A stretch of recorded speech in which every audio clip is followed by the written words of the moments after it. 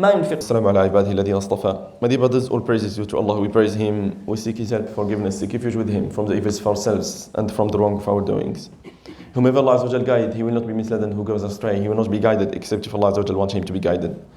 I bear witness that Muhammad is His prophet and messenger. Prayers and peace of Allah be upon him, his family, his companions, and all those who are following them in the right way until the day of judgment.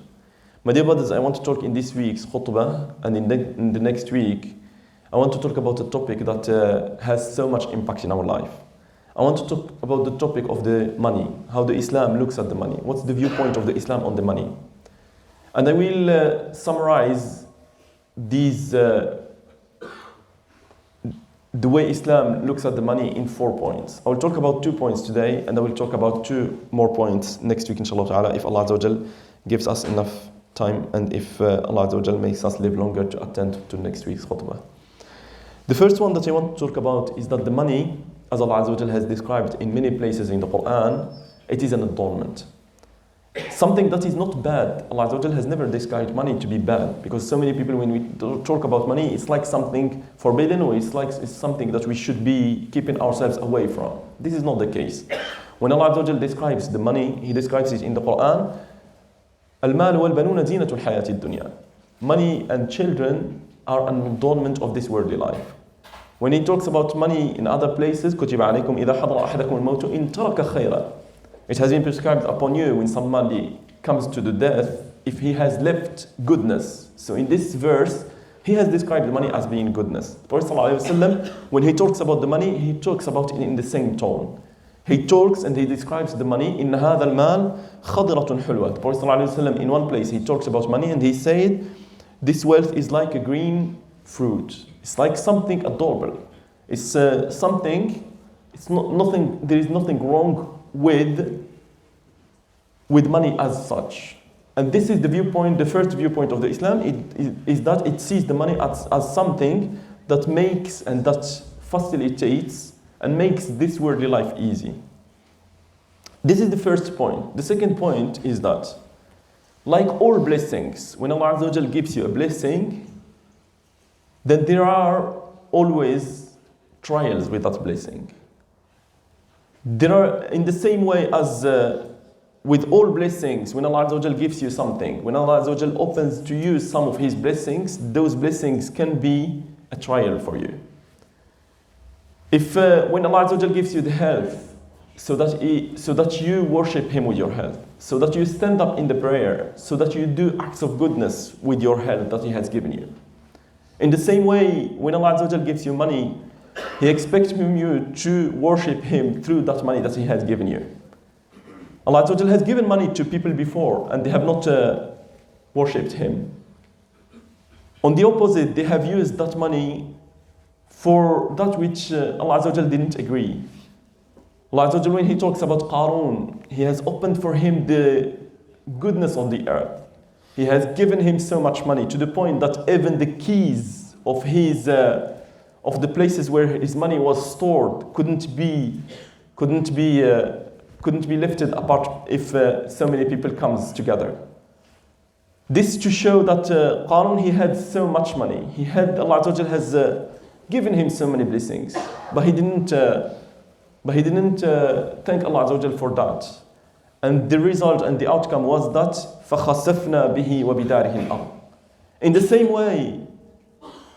same way, one of the people that the Prophet ﷺ called, and he didn't respond to the call of Islam, Allah Azza wa Jal, He has revealed about him, كَلَّا, He has revealed about him, كَلَّا لَيُنْبَذَنَّ فِي الْحُطَمَةِ. This is examples of people who have been given the money, and they have not used it in the way that they should have been using it. On the opposite way, there is an example, and there are many, many examples in the lives of the prophets and in the lives of His companions that show that people who have used the money could have reached high status in this worldly life and in the hereafter. And I will talk about 2 examples. The example of Abu Bakr radiallahu ta'ala. Abu Bakr, Allah Azza wa Jal, He has revealed about him the verses of the Surah Al-Layl. وَمَا لِأَحَدٍ عِنْدَهُ مِنْ نِعْمَةٍ تُجْزَى. He is not doing that for the sake of pleasing people. إِلَّا ابْتِغَاءَ وَجْهِ رَبِّهِ الْأَعْلَى وَلَسَوْفَ يَرْضَى. He is giving his money for the sake of pleasing his Lord, and he certainly is going to be pleased with the act he has done. This is the example of Abu Bakr. But the example of Uthman is another example in which it shows that the money can be a trial, but you can succeed in that trial. Uthman, in the Ghazwa of Tabuk, Ghazwat al-Usrah, the battle of the difficulty, and it bears this name because of many facts, amongst which the distance. The battle so the companions had to go for 500k. And on its own, it's quite a difficulty. They didn't have the airplanes that we have today. They didn't have the means of transport that we have today.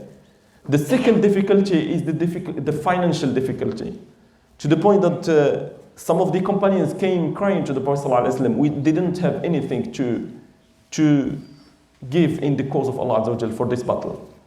And the Prophet ﷺ, he stood up in the minbar and he asked his companion, "Man yujahhiju jaysh al-usrah wa lahu al-jannah?" Who can provide for this for the army of this battle, wa lahu al-jannah, and he certainly will have the paradise. And Uthman, the first to respond, "Alayya mi'ata ba'irin."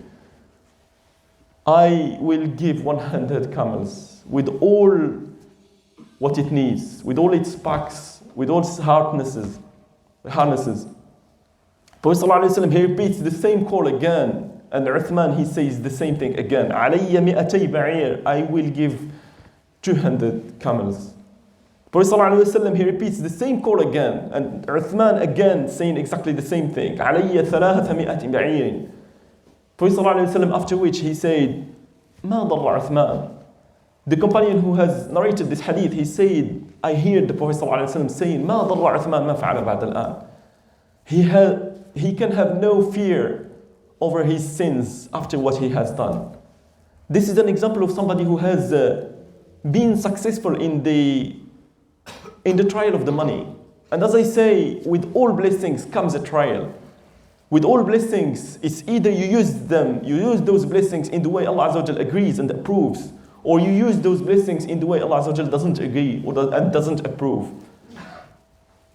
And I will just, inshallah ta'ala, finish this topic here, and next week I will talk about 2 more points, which are probably most important points on the topic of the money, is how we should be getting that money and how we should be spending it. These are the 2 key topics that we should really be careful when approaching the subject of the money. صلى الله العظيم رب العرش العظيم أن ينفعنا بما سمعنا وأن يعلمنا ما ينفعنا إنه لذلك والقادر عليه. اللهم اصلح أحوالنا في الأمور كلها. اللهم أجرنا من خزي الدنيا وعذاب الآخرة.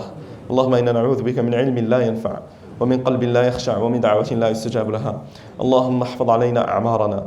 اللهم أقم لنا مبادئنا. اللهم إنا نسألك الهدى والتقى والعفاف والغنى. اللهم اغننا بحلالك عن حرامك وبفضلك عمن سواك. اللهم اغننا بحلالك عن حرامك وبفضلك عمن سواك. اللهم ما قسمت من خير وبركة وعافية ورزق فاجعل لنا منه أوفر الحظ والنصيب يا رب العالمين. اللهم فاجعل لنا منه أوفر الحظ والنصيب. اللهم إنا نعوذ بك من علم لا ينفع ومن قلب لا يخشع ومن دعوة لا يستجاب لها. اللهم احفظ علينا أعمارنا وأوقاتنا وأقم لنا مبادئنا يا أرحم الراحمين يا أكرم الأكرمين. إن الله يأمر بالعدل والإحسان وإيتاء ذي القربى وينهى عن الفحشاء والمنكر والبغي يعظكم لعلكم تذكرون وقوموا إلى صلاتكم.